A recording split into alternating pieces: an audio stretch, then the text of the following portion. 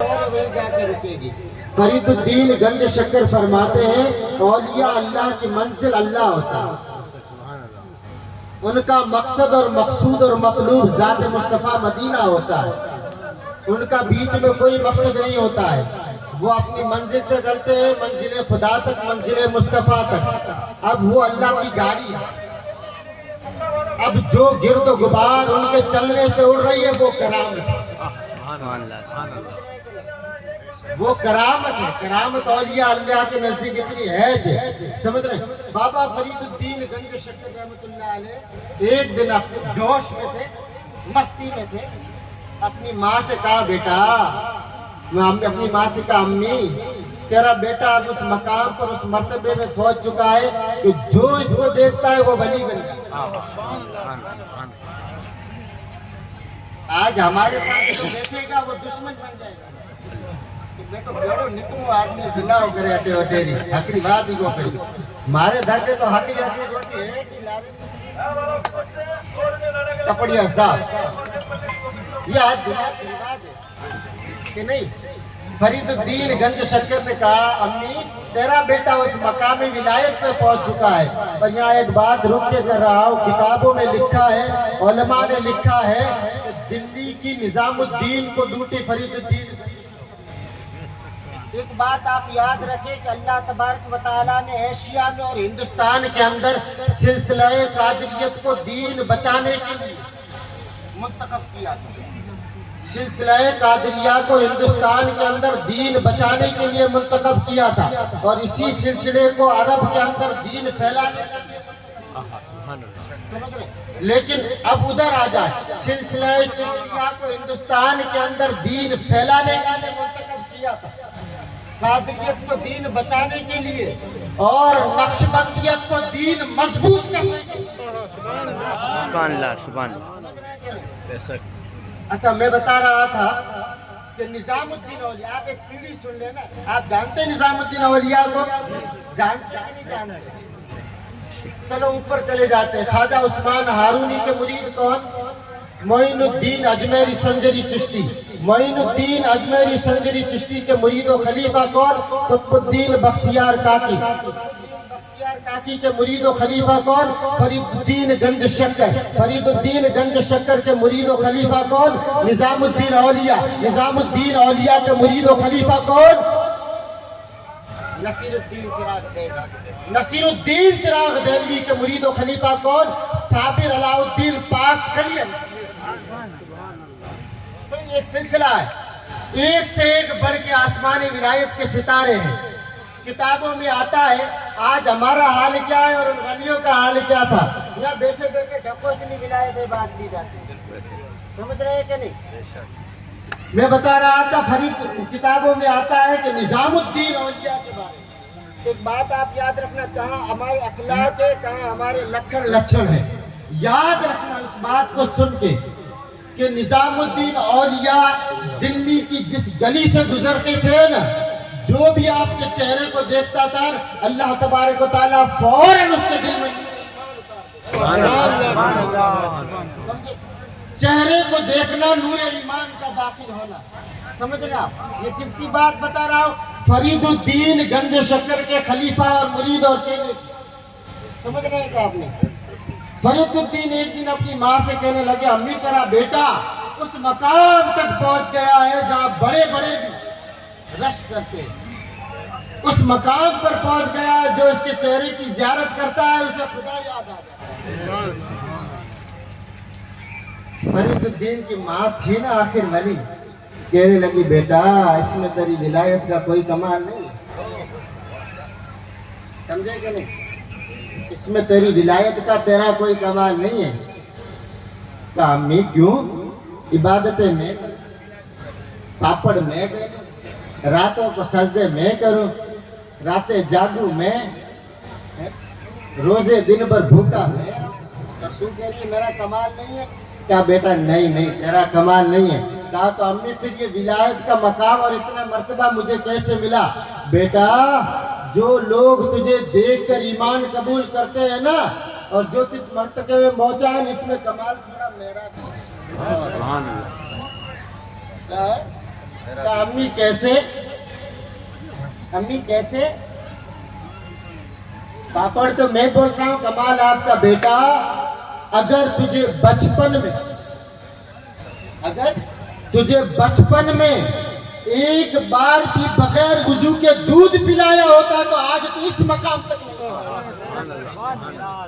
یہ تیری ماں کی چھاتیوں کے دودھ کا کمال ہے کہ جس نے ہر بار تجھے وضو کر کے دودھ پلایا۔ میری بات سمجھ رہے ہیں نا؟ سمجھ میں آوے کہ نہیں آوے؟ کہ نہیں آوے؟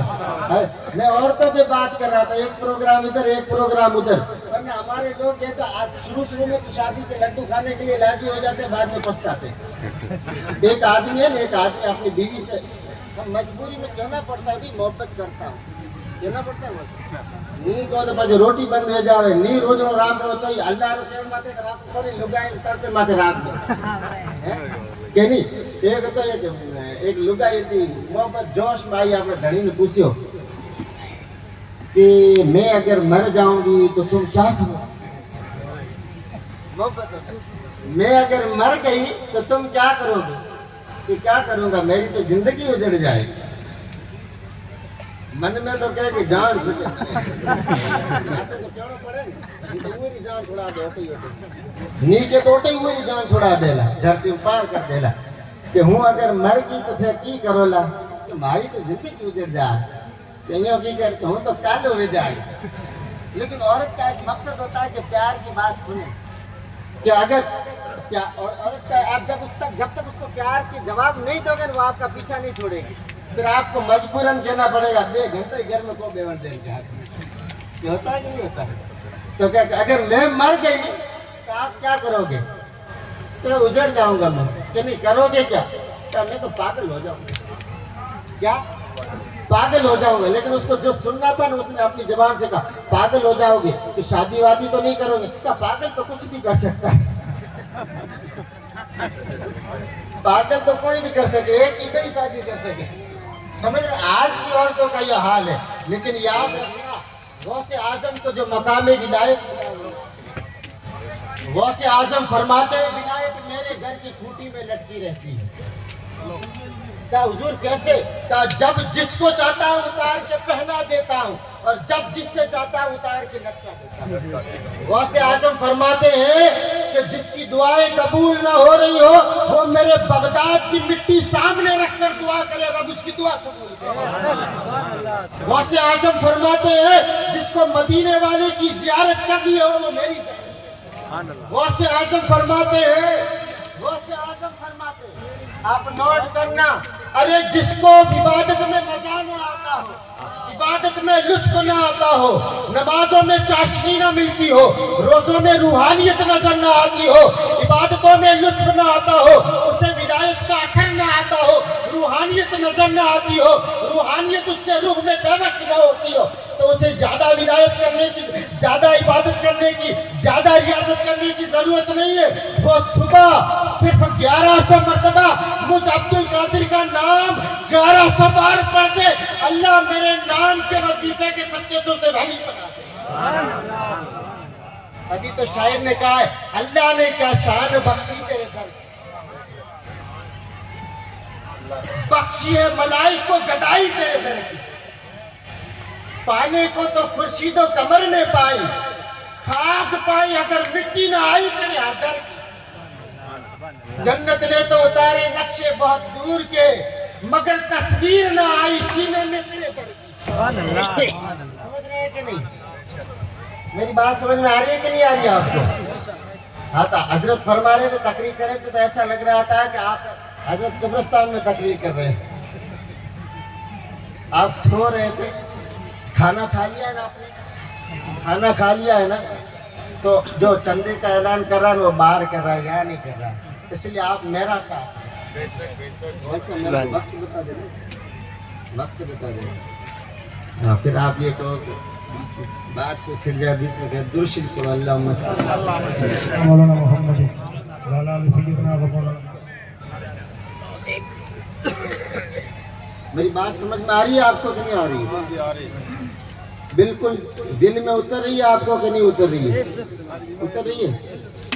کہ نہیں ہوتے لیے غوث اعظم جتنے بھی دنیا میں ولی ہیں نا سارے عبادت کرتے کرتے کرتے کرتے ایک مقام تک پہنچ جائے سارے عبادت کرتے کرتے کرتے 40 سال کی عبادت خواجہ صاحب کو لے لو آپ عبادتیں کرتے کرتے ایک رتبے تک پہنچ جائے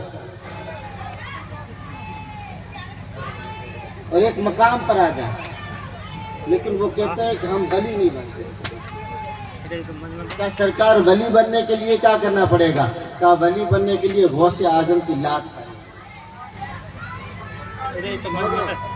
غوث اعظم کا پاؤں کا تلیا ہماری ماتھے پہ ہونا چاہیے سمجھ رہے ہیں کہ نہیں سمجھ رہے غوث اعظم رضی اللہ تعالیٰ عنہ کا اور غوث اعظم کا پاؤں جس پہ لگ جائے وہ ولی بن جاتا ہے سمجھ رہے ہیں کہ نہیں سمجھ رہے اور غوث اعظم کا پنجہ جس پہ لگ جائے وہ مجاہد اور غازی بن جائے سمجھ رہے ہیں کہ نہیں سمجھ رہے اعلیٰ حضرت فرماتے ہیں وہ کیا مرتبہ ہے غوث بالا تیرا وہ کیا مرتبہ ہے غوث بالا تیرا اونچے اونچوں کے سروں سے ہے قدم اعلیٰ تیرا جہاں بڑے بڑے ولیوں کے سر ختم ہوتے ہیں وہاں غوث اعظم کا پاؤں شروع سمجھے کہ نہیں سر بھلا کوئی جانے کہ کیسا ہے تیرا اعلیٰ حضرت فرماتے ہیں غوث اعظم آپ کے سر کے مرتبے کو کوئی کیا جان سکتا ہے سر بھلا کوئی جانے کہ ہے کیسا تیرا اولیاء ملتے ہیں آنکھیں وہ ہے تلوا تیرا اور آگے جو فرماتے ہیں نا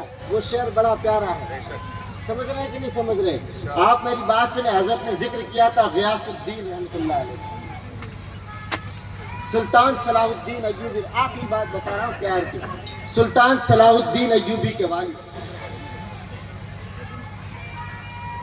آپ کا بیٹا پیدا ہوا بزرگوں کی بارگاہ میں غوث اعظم کا دربار میں لے کے آئے غوث اعظم نے بیٹے کو ہاتھ میں لیا اور گود میں ایسے سلا کے ایسے تھپ تھپی دی کیسے ایسے تھپ تھپی دی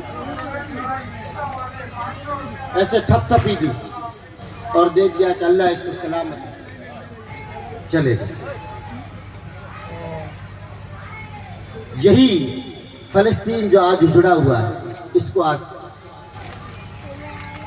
یہی فلسطین جو آج اجڑا ہوا ہے سلطان صلاح الدین ایوبی رحمۃ اللہ علیہ صلاح الدین ایوبی کے والد تھے غیاث الدین پنجہ مارا چلے گئے سالوں بعد جب فلسطین آزاد کرایا پوری زندگی جنگ و جدال میں رہے فلسطین آزاد کرایا صلاح الدین ایوبی کا قیامت تک سمجھے کہ ایک دن آپ اپنے محل میں سوئے ہوئے تھے اور بڑے ہو چکے تھے ضعیف ہو چکے تھے اٹھ نہیں سکتے تھے بیماری اتنے لے اٹھ نہیں سردی کا موسم تھا سردی سیک رہے تھے آپ کا وزیر آیا اور وزیر آ کے کہنے لگا حضور کیا مزہ آتا آپ میدان جنگ میں ہوتے دشمن کی تلوار ہوتی آپ کی گردن کٹتی خون کا فوارہ نکلتا اور آپ کا نام شہیدوں میں آتا قیامت میں حساب و کتاب کے وقت رب تبارک و تعالیٰ جب آپ کا حساب کرتا تو ساتھ میں ہم بھی بخشے جاتے کہ شہید کے وزیر تھے شہید کے وزیر تھے سلطان صلاح الدین ایوبی کو جلال آ گیا اٹھ نہیں سکتے تھے جوش میں آ گئے کھڑے ہو گئے وزیر کو یہاں سے پکڑ لیا وزیر کو پکڑ کے کہنے لگا خبردار کہنے لگے خبردار ذرہ برابر بھی اگر آگے بولا حضور کوئی گستاخی ہو گئی کہا نہیں تو پھر حضور کیا ہو گیا میں نے تو آپ کے لیے دعا کی آپ شہیدوں میں ہوتے کہا یہ بات مت کریں کہا حضور کیوں کہا تجھے پتا نہیں ہے کہا حضور مجھے کچھ نہیں پتا ہے کہا واقعی تجھے نہیں پتا ہے کہا اتنے سال میرے ساتھ رہا نہیں پتا کہا نہیں پتا ہے کہا تو نہیں پتا ہے تو لو دیکھ اپنی چھاتی کھولی صلاح الدین ایوبی نے کیا چھاتی کھولی اور نیچے جھکے یوں جھک گئے اور جھک کر کہنے لگے یہ کیا ہے کہا حضور ایسا لگتا ہے کسی نے آپ کو تھپڑ مارا کیا لگتا ہے ایسا کسی کے ہاتھ کے پنجے کا نشان ہے ایسا لگتا ہے کسی نے آپ کو تھپڑ مارا ہو صلاح الدین ایوبی کہنے لگے میرے وزیر سن دنیا میں آج تک کوئی ایسی تلوار پیدا نہیں ہوئی ہے کوئی ماں نے ایسا لال نہیں جنا ہے کوئی ایسا غازی ایسا مجاہد میدان کارزار کا پیدا نہیں ہوا ہے جو صلاح الدین کی گردن کاٹ کہا حضور کیسے؟ کہا تجھے پتا ہے یہ کیا چیز ہے؟ کہا مجھے نہیں پتا ہے۔ کہا سن میرے وزیر، یہ کوئی معمولی ہاتھ یا پنجے کا نشان نہیں ہے۔ کہا سرکار یہ کیا ہے؟ کہا یہ ولیوں کے سردار سید الاولیاء امام الاولیاء غوث اعظم شیخ عبد القادر جیلانی کے پنجے۔ سرکار کیا بات کرتے؟ ہاں ہاں، کوئی مائی کا لال آج تک ایسا پیدا نہ ہوا ہے جو صلاح الدین کی گردن کاٹ سکے، اس لیے کہ اس کی گردن پر، اس کی پشت پناہی پر غوث اعظم کا پنجہ ہے۔ جب یہ بات بریلی پہنچی تو بریلی کا رضا طلب اٹھا اور اپنے انداز میں کیا اٹھا، وہ کیا دبے جس پہ ہو ہمایت کا پنجہ تیرا، وہ کیا دبے جس پہ ہو ہمایت کا پنجہ تیرا، شیر کو خطرے میں لاتا نہیں کرتا۔ میری بات کتنی آ رہی ہے آپ کو؟ آ رہی ہے کہ نہیں؟ ارے اللہ والوں کی صحبت میں رہا کرو، اللہ والوں کے عشق میں رہا کرو، اللہ والوں کی محبت اور ادب میں رہا کرو، ان سے وفا کر جاؤ گے، قیامت میں تمہارے ساتھ وفا کر جائیں گے۔ زندگی 4 دن کی دیوانی نکل جائے گی۔ یاد رکھنا، تم نے ان سے عشق کیا، تم نے ان سے محبت کی، تو یہ محبت تمہیں رب تک ملا پہنچاتی۔ وہ کسی نے کہا ہے نا، عشق انسان کو کلندر بو علی کرتا ہے، عشق انسان کو کلندر بو علی کرتا ہے، عشق انسان کو پاگل نہیں، پاگل کو ولی کرتا ہے۔ سمجھ رہے کہ نہیں؟ ارے اللہ والوں کی بارگاہ میں جھکا کرو۔ جب، اور میں دعوے کے ساتھ کہہ رہا ہوں، آج جو ہماری عزتیں بچی ہوئی ہے نا بھارت کے اندر، آپ مانو نہ مانو، کئی لوگوں نے بیان دے دیے، اگر آج بھارت کے اندر ہماری عزت و آبرو بچی ہوئی ہے نا، تو ان گھروں کی وجہ سے بچی ہوئی ہے، ان آستانوں کی وجہ سے بچی ہوئی ہے، ان بزرگوں کی وجہ سے بچی ہوئی ہے۔